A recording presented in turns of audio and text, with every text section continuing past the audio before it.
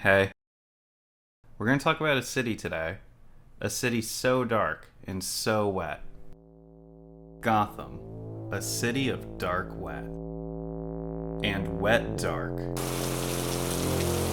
A city where it rains louder than people speak.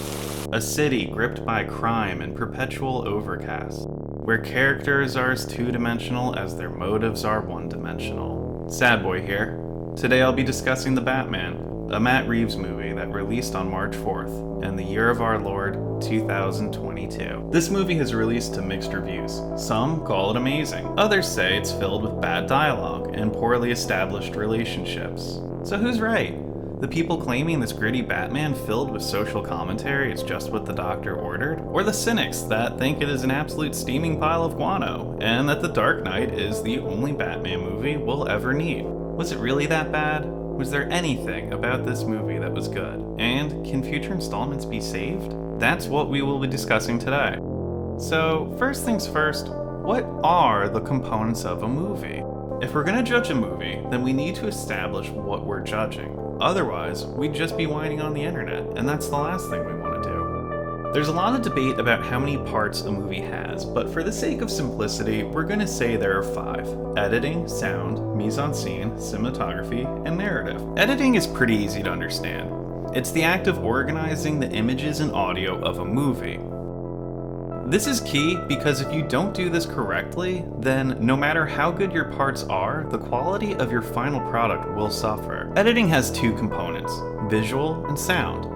Editing controls how these things match up and decides what to cut out. The editor splices different parts together to make a cohesive story. In The Batman, the editing is pretty much fine, and of the 5 factors, I would say it's probably the best, but it's not perfect. This movie is extremely long and moves slowly. While plenty of scenes are put together well, they don't always move the story along. 3 hours is a long runtime to justify, and I can't help but feel like some of the sulking could have been cut out. Certain conflicts didn't aid the story. There are multiple scenes where Batman fights with cops and then nothing comes of it. I mean, he punches Gordon in the face, in the precinct, and that never leads to anything. There are lots of exchanges that weren't needed and could have been left on the cutting room floor. A perfect example of a pointlessly long scene is the one where Batman is taking the note out of that bat's cage inside of the Riddler's apartment. This scene drags out, attempting to create tension, but it could have been literally a second long. Scenes like this litter the movie. They are longer than needed to make you feel anxious, but in reality, they're just boring. Okay, did the Batmobile just stall? Why would you leave that in the movie? And this isn't to say that long movies necessarily equal bad movies. Plenty of movies with even longer runtimes are great. Once Upon a Time in America is 3 hours and 49 minutes and is regarded as a classic. The difference between that movie and The Batman is the use of time. We literally see their entire lives go by. The movie starts with them as children and ends with them as adults. We get background, insights. The movie builds personality and motive for its characters. Their relationships are unique, and their actions result from their history. The Batman does none of this. There was so much left in that didn't add anything to the experience other than more movie. There is also a huge issue with sound editing, which leads to the next point of discussion. The Batman has some of the worst sound quality and balancing I have ever experienced. The sound effects and background noises absolutely drown out the characters' voices. The rain is louder than anyone's voice, and when action breaks up the conversation, it would blow your eardrums out if you had increased the volume enough to hear what they were saying. I figured out while rewatching this movie that it is much easier to have captions on rather than adjusting the volume over and over. So now that we've covered some things that weren't done so great, let's talk about something that was done very well: the mise-en-scène. Mise-en-scène is the surrounding of the scene. It's what visually composes the scene and includes two categories: the visual design and the composition of set pieces. Mise-en-scène is a crucial factor to the quality of a movie. What's interesting is it's something that most people don't notice if it's done well, but if it's off, then everyone notices. Anything that's a visual component, meaning something you're looking at, is part of mise-en-scène. This includes the sets, the props, the costumes, the makeup, and even the visual look of actors and their performances. There is a little debate over whether or not lighting would be considered mise-en-scène. Some people say it's more part of cinematography. Personally, I think lighting in films is both mise-en-scène and cinematography, because it results both from the set design and from the actions of the cinematographer. The set design may have a certain amount of lighting, but the cinematographers can manipulate their equipment to affect how much is being caught on film. Because of this, I'm going to talk about lighting under both cinematography and mise-en-scène.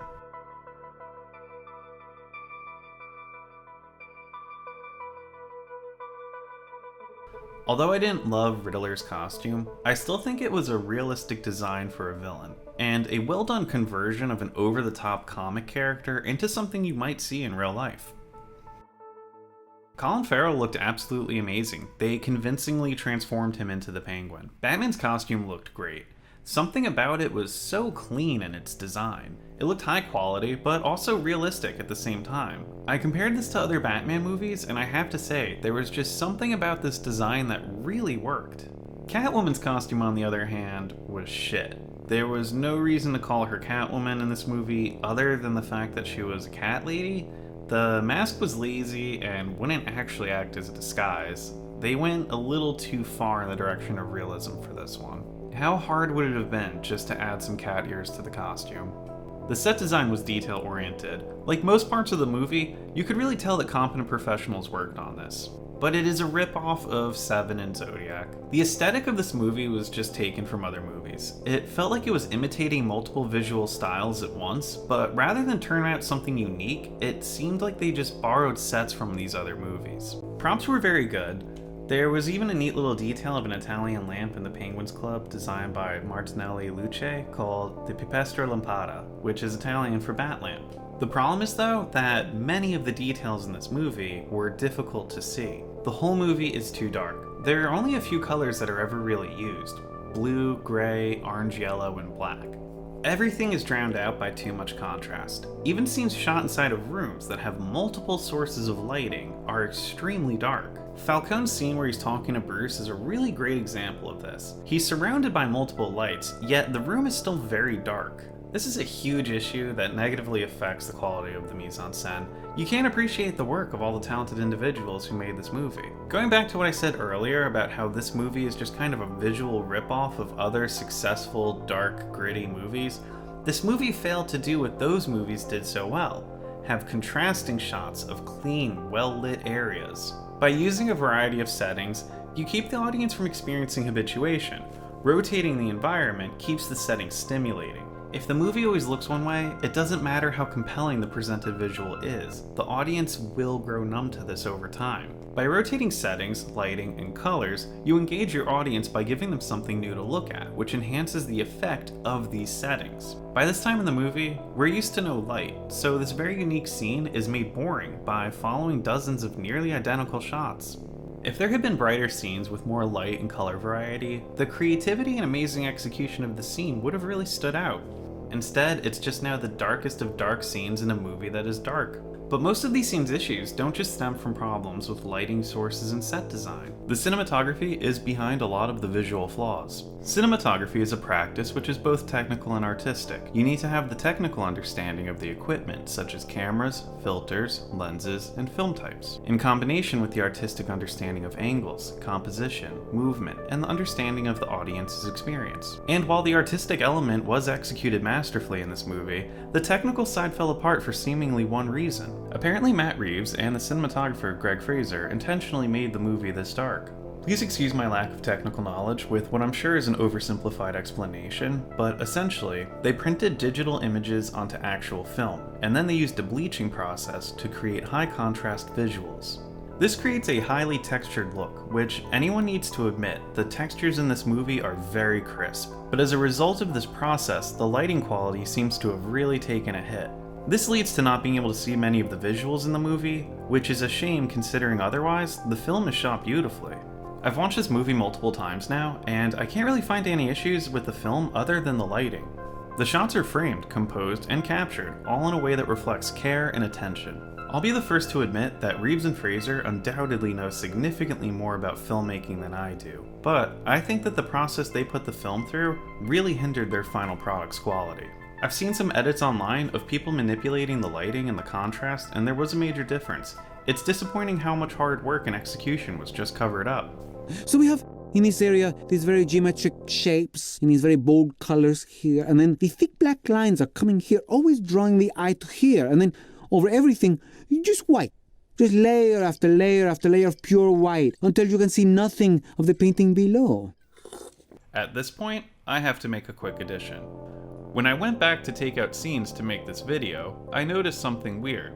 The movie wasn't as dark as I remembered. At first, I panicked and thought that I was experiencing some type of a Mandela effect. I was worried that I had just spent months making a video in which my primary point of criticism was wrong. The movie was significantly brighter than when I had watched it the first few times. The reason this confused me so much, though, is that I had watched this movie 6 times on 4 different screens. After doing a little digging, I found that I wasn't the only one that had had this issue. It seems that HBO had done something to the movie during the streaming process that had altered the video and audio quality. Some people experienced what I did, a movie that was nearly blacked out. Others experienced severe audio issues, including muffled sounds and popping. Apparently after 4 months, HBO has caught on to this issue and corrected it. This was an irritating development, and it left me in a really weird spot. Do I take out all of the criticism over the visual quality and darkness of this movie? Or leave in the critiques, which really aren't the fault of the people that made the movie? I decided it was best to leave in most, but not all of the complaints about the darkness of the film, because it was my honest initial viewing experience, and it was the experience of many other people. But it would have been dishonest to not address that HBO is really the one at fault for most of these issues. According to online discussions I found, this has been a problem with HBO in the past. If you're a cinephile, you're going to be best off sticking with Blu-ray. That way you get the true optimal viewing experience. I do want to note, though, that there are still scenes like Falcone and Bruce's conversation in which the lighting is still flawed. So while the fault of my initial experience is primarily on HBO, there is still a degree of accuracy in my criticism. The difference is that it is only now accurate for specific scenes and not the whole movie. And now we're on to the part where I'm really going to go in, the narrative. The narrative of a film is the structural framework of both the action and the plot. The action is the story that is being told, and the plot is the way that the viewer is having the story told to them. Since the narrative is the framework of the story, I will mostly focus this part on the 5 components of a story. The setting, the plot, the conflict, the resolution, and the most important part for any Batman media, characters. By far the majority of this part will be me complaining about characters. The setting is obviously Gotham, a city which is characterized by dim lights and leaky pipes. We're introduced to a candidate running for mayor, who is essentially AOC, but without the quality feat. And she outlines that Gotham is a city in decline, quality of life is down, crime is up, yada yada, life in an American city, you got it. The plot and the conflict are both straightforward. It's the story of a depressed rich guy hunting a villain that's existed 1,000 times before. It's a really deep revenge story against society because, we live in a society. There's some pretty straightforward messages about corruption, and there was something else. I can't remember what it was right now. There was something that they kept trying to make a point about, but they were being so subtle, it's hard to even recall. I'm Vengeance. It's okay, baby. Mr. Vengeance here, yeah. You don't bite. Hey, Vengeance! I thought you were Vengeance. You're Come on, Vengeance. 20 years. Come on, Vengeance.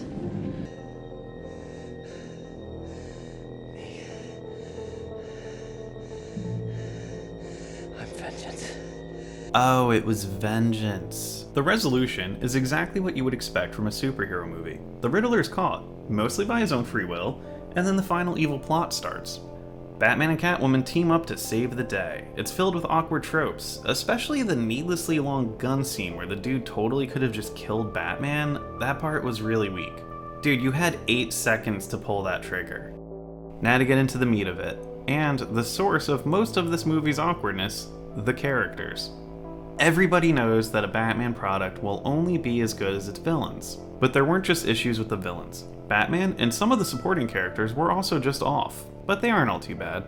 So let's talk about the good, the bad, the weird, and then finally, the outright terrible. Ooh, who's gonna be the terrible one, I wonder? Carmine Falcone, played by John Turturro, was a fine character. He wasn't too over the top, his performance didn't really stand out from his previous roles, but I think he delivered what the movie needed from him. Falcone isn't supposed to be a big dramatic character. He's just supposed to be a mobster that deals drugs and runs an organized crime syndicate, which is exactly what he was. Selina Kyle, also known as Catwoman, seemed pointless in this movie, which is a shame because Zoe Kravitz did a good job playing the character. I feel like she existed solely to be a love interest for Batman. Both their connection and interest in each other were forced and in no way established. It felt like they liked each other because of who they were rather than any interaction. There was no justification for their behavior other than some bond that was made during this little fight. They took an interesting character and turned it into, she's Catwoman and he's Batman, so they like each other. But this doesn't really work. The big reason that this doesn't work is they took away what makes Catwoman so interesting. She's a cat burglar, but she also has a code of morals. This movie relied on the viewer having an understanding of characters when entering the movie, so they didn't go through the effort of actually establishing who they are and what they're doing and why they're doing it. Catwoman is supposed to teeter on the line of good and bad. She's a criminal that sometimes does something good. Batman is interested in her because she challenges his otherwise strict moral code. And while this portrayal was annoying, I don't think that it was Zoe's fault. If they bring her back for future movies, I just hope they add more layers to her character. She's supposed to be a morally vague character, so they need to add some elements to her behavior that actually challenge Batman's values. It was a bummer to see one of the most interesting female characters in comic book history boil down into a two-dimensional source of awkward sexual tension for Batman. And I didn't really know where else to talk about this, but what about that weird part where she drank milk out of the fridge that was just open for a really long time? Did that bother you guys as much as it did me? We know that this fridge was open for at least 3 minutes on screen, and we can assume it was much longer before they got there, so she just drank really warm milk. Selina, will you please just close the fucking door? It'll probably come as no surprise, but the best performance in this movie was Colin Farrell as the Penguin. Colin transformed into this character and has received the same comment repeatedly about his performance. If you hadn't been told that it was him, you wouldn't have known. He was believable and, at some times, even comedic. Colin Farrell did to the Penguin what Heath Ledger did to the Joker. He set the bar and made the character his. I can't wait to see him in future movies. Alfred, played by Andy Serkis, was okay, except for one really weird thing. He's very young for this role. Alfred is supposed to be the person that raised Bruce Wayne and worked for his parents when they were alive, but he just looks too close in age to Robert Pattinson for this to be true. Andy Serkis is 58 and Robert Pattinson is 36, so there's only a 22-year difference in age. For comparison, Christian Bale and Michael Caine are 41 years apart. Visually, the relationship is more believable. I think the character in The Batman struggles more from an issue with casting rather than acting. Instead of appearing as a surrogate father, Serkis looks much more like an older brother or younger uncle. The weirdest and one of the worst characters in the movie was Jeffrey Wright's portrayal of Detective James Gordon.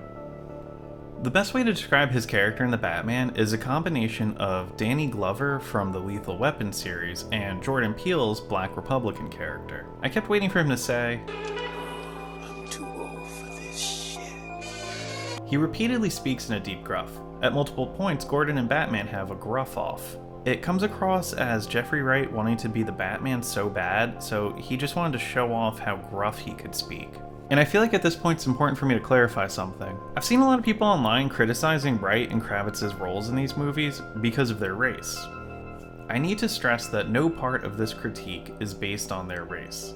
I think one of the dumbest things imaginable to get mad about is the race of an actor selected for a fictional role. This has happened with different properties such as Lord of the Rings and Game of Thrones, and now it's happening with this movie. I took issue with the way that Catwoman was written in this movie and the way that Gordon was played.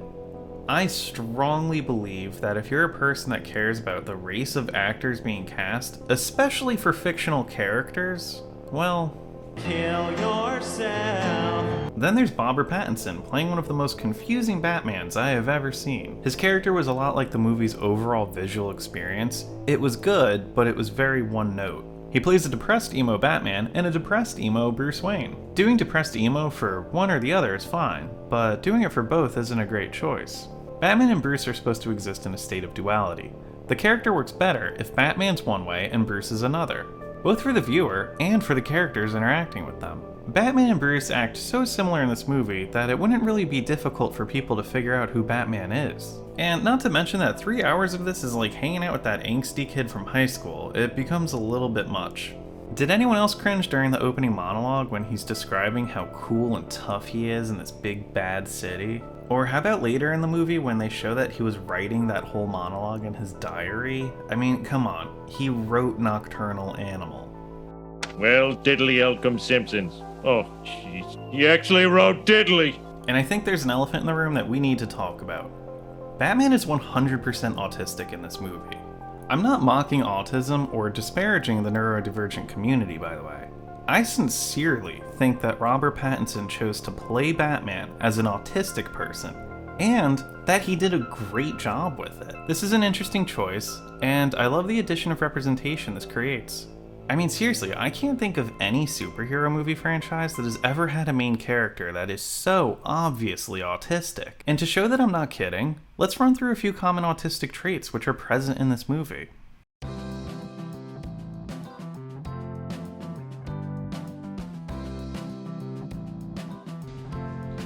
Have a shower. Our accounting friends at Wayne Enterprises are coming for breakfast. Here. Why? Because I couldn't get you to go there. I ain't got time for this.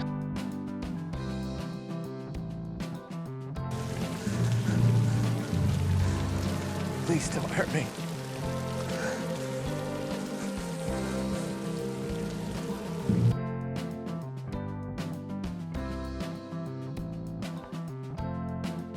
Stop. You're not my father.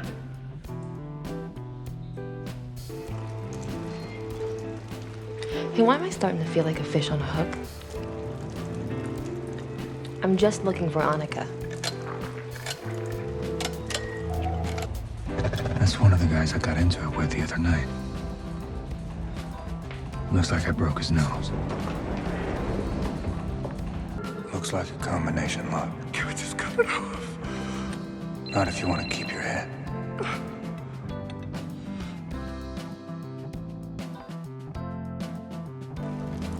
You really don't care what happens to me in there tonight, do you?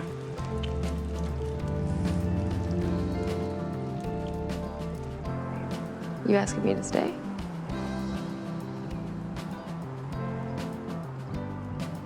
Ugh, you're the worst kind of autistic.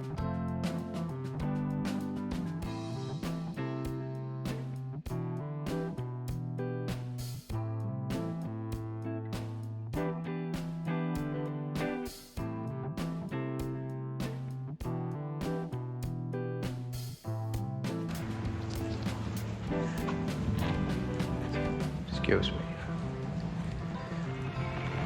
Most of it's from his hand. Whoa, whoa, whoa, whoa, whoa,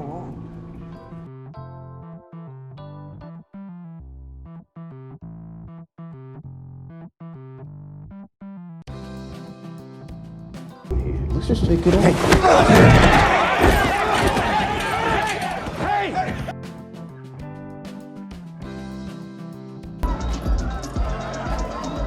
Don't look away. Only time to make IDs. Great. I am not staring at you. I am a cyborg photographer. Just act natural. This is a candid shot. I don't require a camera, so... sorry. He was alive when it was cut off. Ecchymosis. Around the wound.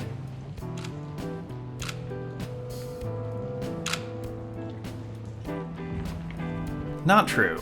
I've looked into this, and ecchymosis, which is essentially bruising, can occur days after death. It sometimes even happens during autopsies. Security detail downstairs said the family was out trick-or-treating. The mayor was up here alone. Killer may have come through the skylight.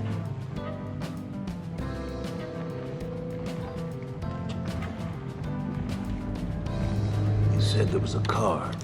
Yeah.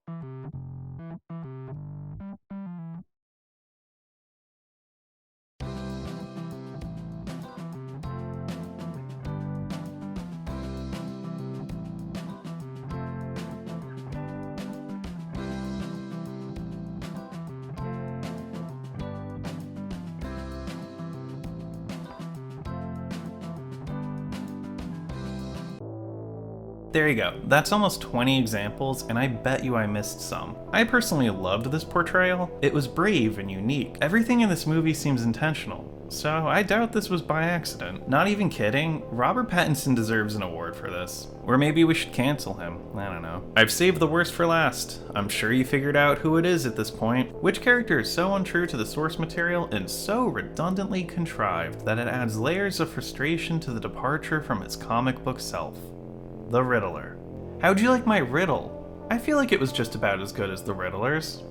The Riddler was an infuriating character, and I'm not even a comic book person. The character is so poorly done that the best way to describe him is just simply not the Riddler. He's literally the opposite of the Riddler. His motives, behaviors, and dialogue are all counter to everything that the Riddler is supposed to be. The Riddler's most defining and consistent trait has always been his narcissistic personality. He is creative, and he's also very intelligent, but his need for recognition results in his downfall. He leaves clues to his guilt and his current plans in an attempt to prove to the Batman that he's smarter than him. Batman figures out a way to beat him, and the cycle continues. Even in the comics, when the Riddler acts as a detective solving crimes, his motive is to become a better detective than Batman. For the majority of the comics, though, he's just a cruel psychopath. Hubris is behind all of his acts, and his inevitable downfall. It's not enough for him just to steal something, he has to prove how special he is while doing it. In the comics, he uses riddles and puzzles as a flex of his intelligence and a distraction for his crimes. He puts people in death traps just to take away Batman and the police's attention, so he can then commit some pretty unremarkable crimes, like stealing some cash or sports memorabilia. I'm not even kidding. He does acts of what we would now call terrorism to steal, like, baseball cards or something. He's kinda like the Nathan Fielder of crime. He does these very big, over-the-top, unnecessary stunts, which do technically work. The point isn't efficiency or sending a political message. It's all about, hey, check out how much smarter I am than everyone. The Batman just completely abandons this personality. In The Batman, the Riddler's turned into a character driven mad by a need for social justice. He's fed up with corruption and wants a revolution. He uses his riddles and clues almost as a wink to the audience that he is in fact the Riddler, because without them, there's literally nothing about this character that's correct. And let's not forget to mention that the riddles are super baby easy. It became funny how easy they were to solve, or how during the funeral scene, some of them literally aren't riddles. The riddles take a backseat, and they seem like an afterthought. In the movie, he describes puzzles as bringing him peace in his youth, but that's not how the Riddler is supposed to approach riddles. In the comic, riddles and puzzles are everything to him. They're what he discovered gave him a sense of superiority in his youth. He doesn't view them as some little fun thing. They are very important to him. So important, in fact, that in the comic book, he strapped a bomb to someone's chest because he didn't think they respected puzzles and riddles enough while they were copying his style. In this movie, the Riddler is just a composition of the Zodiac Killer, John Doe from Seven, Scorpio from Dirty Harry, and the Jigsaw Killer. I want to play a game. 3 riddles in 2 minutes. You give me the answers, and I'll give you the code for the lock. Do you understand? Break the rules, lose the game, or try to leave, you will die. Like in Saw. He's an immediate departure from the true character. Instead of using a cunning and clever way to get the mayor, he just bashes the guy's head in, and then gets way too excited by tape. And probably the worst part about these changes is just how unnecessary they were. I understand wanting to do a parallel character to the Batman by making a character an orphan seeking vengeance, but they didn't need to do this to the Riddler. The Riddler's need for approval stems from overhearing his parents have a fight about him, in which they say some really vile things. So, it's kinda like you took away the killing of Thomas and Martha Wayne. Why would the character be doing any of this with that change to their history? You can make the change, but there isn't much reason for it. And Reeves could have done the character that he wanted without ruining the Riddler. In the Batman comics, there is a villain that perfectly matches what the Riddler was in this movie. His name is Anarchy. Anarchy is a character obsessed with social justice and undoing corruption. He hates the establishment, police, big business, government, Batman, and the wealthy, such as Bruce Wayne. And changing his backstory to fit him being an orphan would have worked because he's a relatively new character and fans don't really have a strong connection to him. Plus, the character has already been reworked multiple times in his short tenure. It's one that people are used to seeing changed anyway. You can make him what you need him to be. I discussed this character with a few people and found that literally no one I talked to had ever even heard of the character Anarchy. And in full disclosure, I never even heard of this character until I accidentally came across his backstory while doing research for this video. He's skilled with computers and engineering, and he's also marked as being physically tough. He inspires copycats and views himself as a symbol. There are people that dress and act like him because they're inspired by his message. Does that sound familiar to you? There's a line in the movie where the Riddler describes himself as a nobody and says he's just an instrument. The Riddler would literally never say this, but this is exactly the type of thing that Anarchy would say. Anarchy even generates his funds from online activities and broadcasts his message to Gotham. I mean, come on dude, he's exactly the villain that you wanted. Taking the character of the Riddler and making his motive be a political message pointlessly hurt the quality of this movie. Imagine if Nolan's Joker would just go around talking about the injustices of the Iraq War. I mean, yeah, it'd be topical, but it would hurt the quality of the movie by ruining the motivations of the character. The Joker is an agent of chaos, and the Riddler is a victim of his own narcissism. This is what makes these characters so compelling. Changing that doesn't add to the character, instead, it's a detraction. Anarchy could have worked for every scene of action in this movie, and it would have been really cool to see a relatively unknown character be the major villain. Reeves could have made Anarchy his villain while telling the story that he wanted to tell.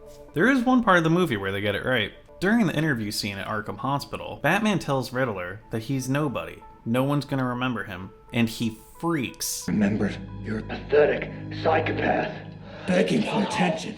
You're gonna die alone in Arkham. A nobody! I'ma start screaming on that ass. I'll be like, oh! This is not how this was supposed to go.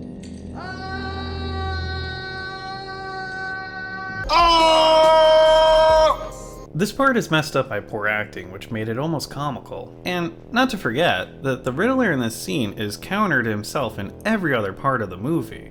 In this scene, he describes himself as not physical, and says that his strength is in his intelligence, but his main acts of violence involve just beating people's heads in. And while freaking out at being called a nobody is correct for the character in the comics, the Riddler in this movie described himself exactly this way earlier. So why is he so upset about it this time? The Riddler is a disappointing character for many reasons. He's poorly adapted, written, and played. So here we are, the conclusion. All in all, not a bad movie. Is it amazing? No. Is it as bad as some people are saying? I don't think so. I believe this movie had a lot of good parts, but that it was badly damaged by a few creative choices. With a few steps taken, future installments have great potential. The movie had a lot of technical parts that were executed well. The majority of issues came from character flaws, unnecessary runtime, and a lack of visual diversity. And all of these things can be fixed. I would have to say, my biggest suggestion for Matt Reeves would be to better match the villain to the story. Going for the aesthetic he's chosen, I think there are a few Batman villains he could do an amazing job with. Orca, Grace Malin, is a barely known monster-like villain. Similar to Killer Croc, she's a tragic story of a good person turned bad by their lot in life. She was a scientist that attempted to cure herself of paralysis using gene therapy, but as a result, turned herself into an orca-like monster. She's known for attacking the corrupt ultra-wealthy of Gotham, and has the capacity for great feats of violence. I think it would be challenging to make a good story with this villain, but the parts are there. At the end of The Batman, we leave off with Gotham partially underwater, so characters like Orca or Killer Croc could really work. Plus, she is total furry bait. Victor Saz is a psychotic serial killer that carves a tally mark into his skin for each kill, and he seems to fit Matt's style very well. I think he would make a good additional storyline to a movie, maybe not the main focus. He could be part of the story alongside the pursuit of another villain. Considering the Penguin is a key part of Victor's background story, this would give them a reason to use a lot more of Colin Farrell as Penguin, which I would love to see. Professor Pig has been growing in popularity, and with good reason. He's unsettling. A combination of Jeffrey Dahmer and Dr. Steinman from BioShock, Professor Pig butchers and disfigures his victims, lobotomizes them, and then uses these damaged people as slaves and weapons to do his bidding. He easily matches Reeves' style, and he's pretty new to the Batman world, so Reeves could do really whatever he wants with this character, and nerds like me would have little room to say anything. And my top pick for a villain that matches Reeves' style and who I think has the potential to be the most visually stimulating and memorable Batman movie villain of all time, the Mad Hatter. The Mad Hatter is a serial kidnapper, delusional psychotic, a rapist, drug dealer, murderer that uses hypnosis in combination with powerful hallucinogenic drugs that he manufactures and distributes to disorient and manipulate his victims. The combination of hallucinogens with hypnosis would allow for grand, fantastic visuals. The nature of his crimes and illness, mixed with his obsession of Alice in Wonderland, foster a disturbing duality of childish innocence and inescapable depravity. I would absolutely love to see this character get the attention that he deserves. The potential for a great character is there, and I think that Reeves could unlock it, maybe better than anyone else. And that's it. We're done. Hope you enjoyed it. By the way, there were spoilers in this video, so if you didn't want to see any of them, then you probably shouldn't have watched this whole thing. So what'd you think? Did you disagree with anything? Do you have better suggestions for villains in future movies? Comment below, I would love to hear about them. If you like this video and want to see similar videos in the future, please subscribe. If you enjoyed the video, I'd really appreciate you hitting the like button to help me out with the algorithm. If you'd be interested in directly supporting future content, check out my Patreon page at patreon.com/SadBoiMedia. There are all sorts of perks like getting your name in the credits at the end of the video, early access, and the ability to enter raffles that let you pick movies and shows to be discussed. There's also going to be some merch up there eventually, so keep an eye out if you're interested. The link will be in the channel description. I'm taking this one home with me.